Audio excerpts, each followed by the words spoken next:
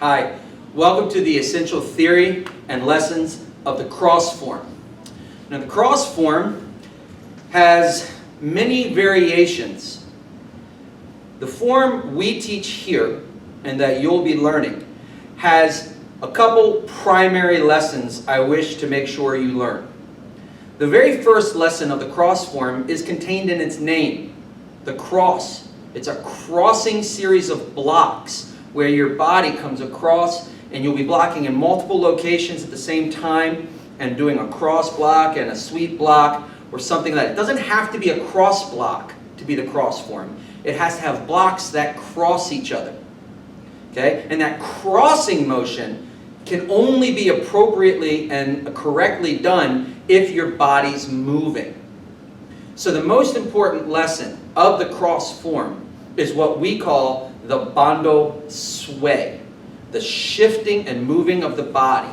As I get back here, forward and back and forward, where we're shifting our weight from one leg to another, shifting and shifting.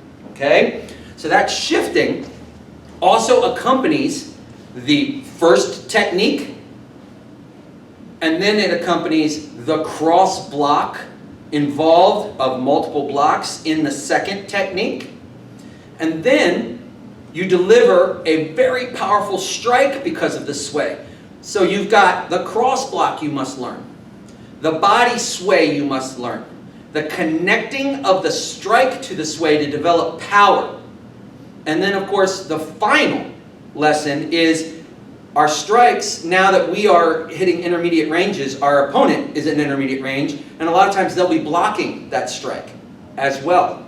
So we're no longer in the theory of developing great power with one punch, developing and delivering a powerful strike that incapacitates our opponent and allows us to follow up with more powerful strikes to finish the encounter.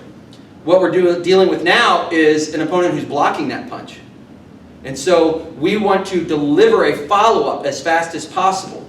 And we can't always just throw power, power, power. Okay? In the point and in the square, everything's powerful. We can't always do power. Sometimes we need to get our weapons back on target. So the fourth lesson is after a punch and a punch gets blocked, we allow the small circle concept of Bando to begin to show in our discipline. When the block happens, the hand comes around and punches out. This is not a back fist. This is called a secondary punch. Secondary meaning not primary.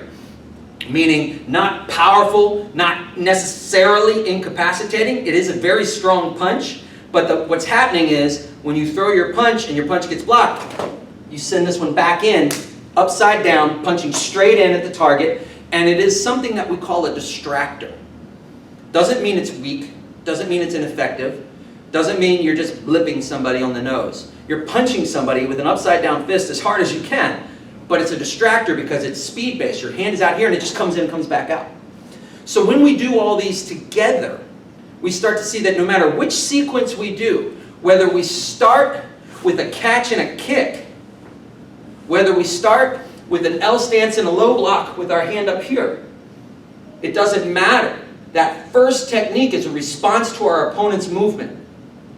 After that, we have to go into our double block, which will not work unless we have a sway. So to get this arm to cross block, as I block low, the second strike's coming in. I've got a cross block. My body has to turn. So I've got to turn and get this all the way across my body. Across my body. It's not why we call it the cross form. We call it the cross form because this hand's blocking at the same time. Block. Block.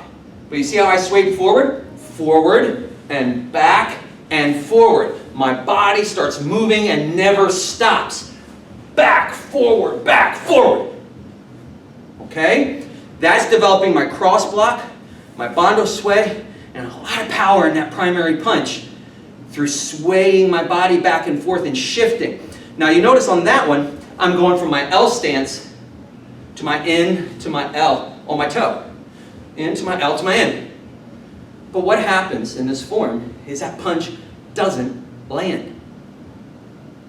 We're fighting an opponent as good as us.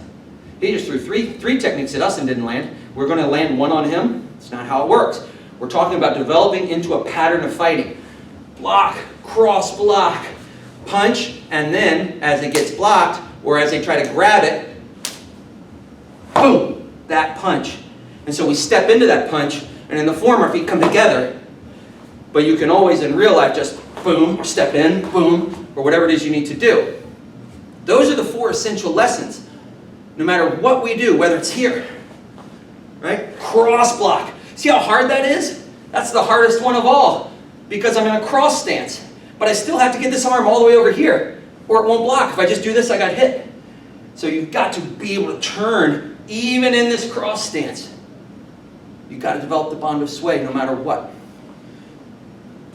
Cross block, sway, developing power through the sway into a long punch, and then of course, from that punch, not locking out there, not getting stuck, and coming back in with your secondary punch. Learning a whole lot of blocking, counter striking, secondary punching. Those are the lessons of the cross form. The information covered in this video is covered in much more depth in your student manual. If you do not have a student manual, please buy one as soon as you can. The link below.